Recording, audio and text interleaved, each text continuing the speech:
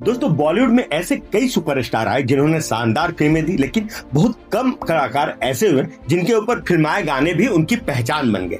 धर्मेंद्र उन्हीं चुनिंदा सितारों में से एक हैं। एक तरफ उनका दमदार एक्शन, दूसरी तरफ मासूम रोमांस और तीसरी तरफ उनकी सादगी। इन तीनों ने मिलकर उनके गाने को हमेशा हमेशा के लिए यादगार बना दिया। दिलचस्प बात यह है कि धर्मेंद्र के करियर में मोहम्मद रफी और किशोर कुमार जैसे दिग्गज गायकों की आवाज ने ऐसा जादू पैदा किया कि कई गीत आज भी रेडियो, रेट्रो प्लेलिस्ट और स्टेज शोज की शान बने हुए। तो आइए शुरू करते हैं धर्मेंद्र के उन 10 सदाबहार गीतों की काउंटडाउन जिन्होंने उन्हें सिर्फ एक सुपरस्टार नहीं बल्कि संगीत प्रेमियों का भी चहेता बना दिया। नंबर 10, कल की हसीन मुलाकात के लिए, फिल्म चरस। धर्मेंद्र की सबसे खूबसूरत रोमांटिक सॉन्ग्स की बात हो और चरस का कल की हसीन मुलाकात के लिए याद ना आए, ऐसा हो ही नहीं सकता। 1976 में रिलीज हुई चरस में धर्मेंद्र के साथ हेमा मालिनी भी और दोनों की जोड़ी उस समय तक दर्शकों के बीच बेहद लोकप्रिय हो चुकी थी।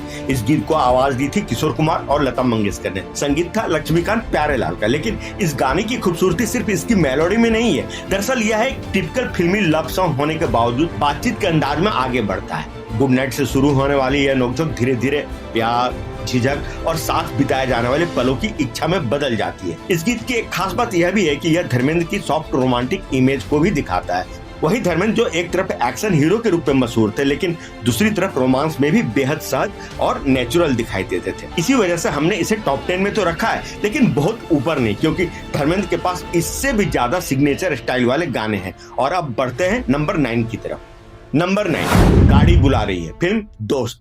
अगर धर्मेंद्र की फिल्मों के ऐसे गाने चुने जाए जिनका मतलब सिर्फ रोमांस तक सीमित ना हो, तो गाड़ी बुला रही है एक बेहद मजबूत गाना है। 1974 की फिल्म दोस्त का यह गीत किशोर कुमार ने गाया था। अब जरा इस गीत की थीम पर ध्यान दीजिए। यहाँ ट्रेन सिर्फ एक ट्रेन नहीं है, चलना ही जिंदगी है, चलती ही जा रही है। यही लाइन इस पूरे गाने की फिलॉसफी बन जाती है। धर्मेंद्र के लिए यह गाना इसलिए भी महत्वपूर्ण है क्योंकि यह उनकी एक अलग स्क्रीन इमेज सामने लाता। यहाँ वह सिर्फ रोमांटिक हीरो नहीं है, उनके चेहरे पर एक ऐसा ठहराव दिखाई देता है जिसमें संघर्ष भी है और आगे बढ़ने की इच्छा भी। किशोर कुमार की आवाज और धर्मेंद्र की पर्सनालिटी का कॉम्बिनेशन यह गाने को बेहद नेचुरल बनाता है, इसलिए हमारी रैंकिंग में यह नंबर 9 पर है। नंबर 1, आया आया अटरिया पे कोई चोर, फिल्म मेरा गांव मेरा देश।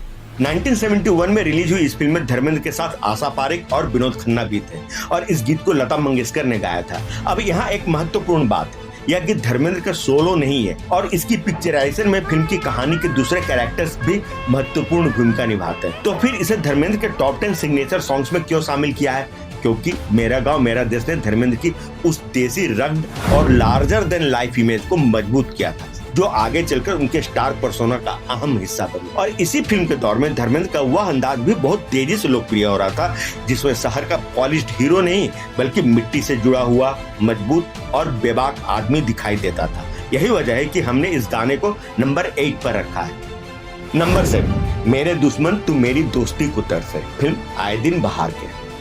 1976 धर्मेंद्र के करियर का वह दौर जब वह अभी उस जायगेंटिक सुपरस्टार स्टेटस तक नहीं पहुंचे जो आगे चलकर 70s में उनका इंतजार कर रहा था। और उसी दौर में आई आए दिन बहार के फिल्म में धर्मेंद्र के साथ आशा पारेख और बलराज साहनी जैसे कलाकार थे और इस गीत को आवाज दी थी मोहम्मद रफी ने। अब इस गीत की खासियत को समझें। यह कोई सामान्य रोमांटिक सॉन्ग नहीं है, यह एक ऐसा गीत है जिसमें प्यार के टूटने के बाद भी एक इंसान अपने सामने वाले को बद्दुआ देते हुए अपनी मोहब्बत की गहराई जाहिर कर रहा है और यही इसे इतना अलग बनाता है। रफी साहब की आवाज में जो दर्द है, उसके सामने धर्मेंद्र का रिस्ट्रेंड परफॉर्मेंस भी बहुत महत्वपूर्ण हो जाता है। वह बहुत ज्यादा थिएट्रिकल नहीं होते, उनके चेहरे पर दर्द है, नाराजगी है, लेकिन साथ ही एक अजीब सी डिग्निटी भी है। यही धर्मेंद्र की शुरुआती रोमांटिक इमेज की खासियत भी थी और शायद यही कारण है कि आज भी यह गाना धर्मेंद्र के पुराने फैंस के बीच इतना मजबूत रिकॉल वैल्यू रखता है। दोस्तों अब यहाँ से शुरू होता है काउंटडाउन का असली मुकाबला, क्योंकि नंबर 6 से आगे आने वाले गाने सिर्फ अच्छे या लोकप्रिय नहीं हैं। इनमें से कई तो ऐसे हैं जिन्हें सुनते ही धर्मेंद्र का चेहरा अपने आप आंखों के सामने आ जाता है। नंबर 6, झिलमिल सितारों का आंगन होगा, फिल्म जीवन मृत्यु। धर्मेंद्र के साथ इस फिल्म में थी राखी और इस गीत को आवाज दी थी मोहम्मद रफी और लता मंगेशकर। इस गीत की असली खूबसूरती क्या है? यहाँ प्रेम किसी बड़े वादे या नाटकीय डायलॉग से नहीं आता। प्रेम यहाँ एक छोटे से सपने के रूप में आता है, एक घर, साथ बिताई जिंदगी और भविष्य को लेकर दो लोगों की उम्मीद। और यही बात धर्मेंद्र की स्क्रीन पर्सनालिटी पर बहुत अच्छी तरह से बैठती थी। धर्मेंद्र की खासियत यह थी कि वे रोमांस को बहुत ज्यादा बनावटी नहीं बनाते थे। उनकी पर्सनैलिटी नेचुरली मैस्कुलिन थी, लेकिन रोमांटिक सीन्स में वही पर्सनैलिटी सुपीरियरिटी सॉफ्ट हो जाती थी। और इस गीत में राखी के साथ उनकी केमिस्ट्री इसी कॉन्ट्रास्ट की वजह से खूबसूरत लगती है। एक तरफ रफी साहब की आवाज में धर्मेंद्र का मजबूत लेकिन संवेदनशील व्यक्तित्व, तो दूसरी तरफ लता की आवाज में राखी की सॉफ्टनेस और बीच में लक्ष्मीकांत प्यारेलाल की मेलोडी। यानी इस गीत में उस दौर के हिंदी फिल्म रोमांस की लगभग पूरी रेसिपी मौजूद है।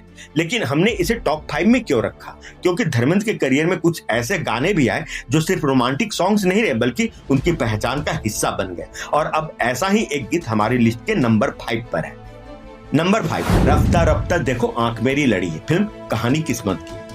1973 का साल धर्मेंद्र के लिए बेहद महत्वपूर्ण था और इसी साल आई कहानी किस्मत की, जिसमें धर्मेंद्र के साथ रेखा भी थी। फिल्म का यह गीत राफ्ता राफ्ता देखो आंख मेरी लड़ी है धर्मेंद्र के उन गानों में से है जिसमें उनका रोमांटिक अंदाज गंभीर नहीं बल्कि पूरी तरह मस्त मौला और प्लेफुल है। इस गीत को किशोर कुमार और रेखा ने गाया था और संगीतकार थे कल्याण जी आनंद। अब जरा ध्यान दीजिए कि यह गीत बाकी रोमांटिक सॉन्ग से अलग क्यों लगता है। यहाँ प्यार कोई सीरियस डिक्लेरेशन नहीं है, यहाँ प्यार है नजरें मिलाना, छेड़छाड़, मजाक और एक दूसरे को लेकर हल्की फुल्की शरारत। और धर्मेंद्र इस मूड में बेहद नेचुरल लगते हैं। किशोर कुमार की आवाज भी इस तरह के केयरफ्री धर्मेंद्र के लिए बिल्कुल सही बैठती है। रफी साहब के साथ धर्मेंद्र की एक अलग रोमांटिक आइडेंटिटी थी, लेकिन 70 के दशक में किशोर कुमार की आवाज ने उनकी पर्सनालिटी के दूसरे हिस्से को भी सामने लाया। एक ऐसा हीरो जो खुलकर हंसता है, फ्लर्ट करता है और सिचुएशन को एंजॉय भी करता है। धर्मेंद्र और रेखा की केमिस्ट्री इस गीत को सिर्फ सुनने का नहीं बल्कि देखने का भी मजा देती है। इसी रिकॉल वैल्यू की वजह से यह गीत हमारी टॉप 5 में जगह बनाता है। नंबर 4, आज मौसम बड़ा बेईमान है, फिल्म लोफर। अब हम पहुंच चुके हैं टॉप 4 पर और यहाँ एक ऐसा गीत है जिसके बिना धर्मेंद्र के सिग्नेचर सॉन्ग्स की लिस्ट लगभग अधूरी लगेगी। इस गीत को आवाज दी थी मोहम्मद रफी ने, संगीत था लक्ष्मीकांत प्यारेलाल का और बोल लिखे थे आनंद बख्शी ने। लेकिन इस गीत की कहानी सिर्फ इतनी नहीं है कि यह एक खूबसूरत रोमांटिक सॉन्ग था। इसकी असली ताकत है सिचुएशन और एक्सप्रेशन का कॉम्बिनेशन। गीत का टाइटल सुनकर लगता है कि शायद यह कुछ सामान्य मौसम वाला गीत होगा, लेकिन जैसे जैसे गाना आगे बढ़ता है मौसम की बात धीरे धीरे प्यार और बेचैनी की बात बन जाती है और रफी साहब की आवाज इस पूरे भाव को परफेक्टली कैरी करती है। धर्मेंद्र के लिए रफी साहब की आवाज का एक खास महत्व था। 60s के रोमांटिक धर्मेंद्र से लेकर 70s के एस्टेब्लिश्ड स्टार तक रफी की आवाज ने उनकी कई अलग अलग मूड्स को आवाज दी और यही वजह है कि आज मौसम बड़ा बेईमान है आज भी सिर्फ लोफर का गीत नहीं है, यह एक ऐसा रेन एंड रोमांस क्लासिक बन चुका है जिसकी पहचान फिल्म से कहीं आगे निकल गई है। अब आते हैं उस गीत पर जिसने धर्मेंद्र के रोमांटिक स्टारडम को एक ऐसी पहचान दी जिसे आने वाली पीढ़ियां भी नहीं भूल सकी। नंबर 3, ओ मेरी महबूबा, फिल्म धर्मवीर। अगर 70s के धर्मेंद्र को सिर्फ एक गीत के जरिए समझना हो तो ओ मेरी महबूबा एक बेहद मजबूत कंटेंडर होगा। फिल्म थी धर्मवीर जो 1977 में रिलीज हुई। फिल्म में धर्मेंद्र के साथ जीनत अमान, जितेंद्र और नीतू सिंह जैसे बड़े कलाकार। गीत को आवाज दी थी मोहम्मद रफी ने और संगीत दिया था लक्ष्मीकांत प्यारेलाल। कि इस गीत में धर्मेंद्र की पर्सनैलिटी का एक बहुत इंटरेस्टिंग कॉम्बिनेशन दिखाई देता है। वह माचो हीरो है लेकिन साथ ही रोमांटिक भी है, वह कॉन्फिडेंट भी है लेकिन प्रेम में वल्नरेबल भी नहीं है और यही कॉन्ट्रडिक्शन धर्मेंद्र को इतना बड़ा स्टार बनाता था। धर्मेंद्र के करियर में 70s तक आते आते एक्शन और रोमांस दोनों उनकी पहचान बन चुके थे। धर्मवीर जैसी फिल्म में यह दोनों इमेजेस एक साथ दिखाई देती है और ओ मेरी महबूबा में उनका प्रेजेंटेशन बहुत ही थिएट्रिकल होने के बावजूद उनकी पर्सनैलिटी के साथ नेचुरली फिट बैठता है। इस गीत की सबसे बड़ी उपलब्धि यह है कि आज भी धर्मेंद्र के गाने कहते ही बहुत से दर्शकों को इसकी धुन और उनका चेहरा तुरंत याद आ जाता है। नंबर 2, मैं जट यमला पगला दीवाना, फिल्म प्रतिज्ञा। अगर पल पल दिल के पास धर्मेंद्र के रोमांटिक सुपरस्टार की पहचान है तो मैं जट यमला पगला दीवाना उनके देसी, मस्तमौला और बेफिक्र अंदाज की पहचान है। फिल्म थी प्रतिज्ञा जो कि 1975 में रिलीज हुई थी। धर्मेंद्र के साथ इस फिल्म में थी हेमा मालिनी और दोनों की जोड़ी उस समय दर्शकों की पसंदीदा जोड़ियों में शामिल हो चुकी। यहाँ धर्मेंद्र किसी पॉलिश्ड अर्बन हीरो की तरह बिहेव नहीं करते, उनका अंदाज पूरी तरह से देसी है, मस्ती, एटीट्यूड, ह्यूमर और सेल्फ कॉन्फिडेंस से भरा हुआ। और यही चीज इस गीत को सिर्फ एक फिल्मी गाना नहीं रहने देती, यह धीरे धीरे धर्मेंद्र की पर्सनल आइडेंटिटी का हिस्सा बन गई। धर्मेंद्र के दोनों बेटे सनी देओल और बॉबी देओल के साथ फिल्म बनी यमला पगला दीवाना का टाइटल ही इसी फेमस फ्रेज से लिया गया था। यह किसी भी गीत के लिए बहुत बड़ी बात है और यही वजह है कि हमने इसे नंबर 2 पर रखा है। लेकिन सवाल अब भी बाकी है कि अगर धर्मेंद्र इतना बड़ा सिग्नेचर सॉन्ग नंबर 2 पर है तो फिर नंबर 1 पर कौन है?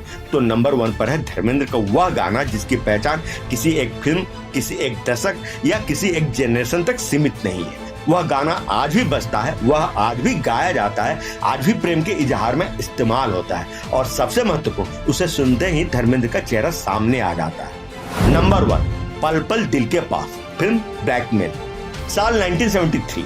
धर्मेंद्र के साथ थी राखी और इस गीत को आवाज दी थी किशोर कुमार ने। अब सवाल है कि इन 10 गीतों में इसे नंबर 1 क्यों? क्योंकि यह सिर्फ धर्मेंद्र की फिल्म का रोमांटिक सॉन्ग नहीं है, यह धर्मेंद्र की रोमांटिक आइडेंटिटी का पर्याय बन चुका है। धर्मेंद्र का चेहरा, उनकी आंखें, उनकी मुस्कान और किशोर कुमार की आवाज, इन सबका कॉम्बिनेशन इस गीत में ऐसा बनता है कि आज जब कोई पल पल दिल के पास गाना गुनगुनाता है तो सिर्फ किशोर कुमार की आवाज याद नहीं आती, धर्मेंद्र भी याद आते हैं। और यही है सिग्नेचर सॉन्ग की असली कसौटी। किसी गीत का महान होना एक बात है, लेकिन किसी अभिनेता की पहचान के साथ उसका जुड़ जाना दूसरी बात। और पल पल दिल के पास ने यही किया। इस गीत में धर्मेंद्र का रोमांस किसी बड़े ड्रामेटिक अंदाज में नहीं आता, वह बहुत पर्सनल है, बहुत इंटीमेट है, जैसे कोई व्यक्ति सामने खड़े इंसान से नहीं बल्कि अपने मन में बसे किसी खास इंसान से बात कर रहा। और शायद यही इसकी टाइमलेस क्वालिटी है। 1973 में जब यह गीत आया था तब धर्मेंद्र पहले ही एक बड़े स्टार बन चुके थे, लेकिन इस गीत ने उनकी उस इमेज को और मजबूत किया जिसे हम रोमांटिक धर्मेंद्र के नाम से जानते हैं। और इसमें किशोर कुमार की आवाज का योगदान भी कम नहीं है। किशोर दा की आवाज में एक ऐसी नेचुरल वार्मथ थी, एक ऐसी आवाज जो प्यार को भारी नहीं बनाती। और यही वजह है कि अगर किसी से पूछा जाए कि धर्मेंद्र का सबसे आइकॉनिक रोमांटिक सॉन्ग कौन सा है तो सबसे नेचुरल जवाबों में से एक नाम जरूर आएगा, पल पल दिल के पास। तो दोस्तों ये थी हमारी पूरी काउंटडाउन धर्मेंद्र के 10 सिग्नेचर सॉन्ग्स। लेकिन दोस्तों यह हमारी रैंकिंग, आपकी रैंकिंग इससे बिल्कुल अलग भी हो सकती है। हो सकता है आपके लिए मैं जट यमला पगला दीवाना नंबर 1 हो सकता है गाड़ी बुला रही है नंबर 3 में हो, या शायद आपके हिसाब से धर्मेंद्र का कोई ऐसा गाना जिसे हमने इस सूची में शामिल ही नहीं किया हो, वो गाना आपके लिए टॉप 5 में जरूर शामिल हो। तो ऐसी बातें आप हमें कमेंट बॉक्स में खुलकर लिखिए, हम आपकी कमेंट को ध्यान से पढ़ते हैं और जरूरत पड़ने पर उसे प्रॉपर रिस्पॉन्ड भी करते हैं। और दोस्तों जाने से पहले आप सभी से वही छोटी सी रिक्वेस्ट कि अगर आपने अभी तक इस वीडियो को लाइक और चैनल को सब्सक्राइब नहीं किया है तो प्लीज आप उसे अभी के अभी जरूर कर लीजिए। मिलते हैं अगली बॉलीवुड कहानी में, तब तक के लिए आप सभी को आकाश वर्मा की तरफ से प्यार भरा नमस्कार।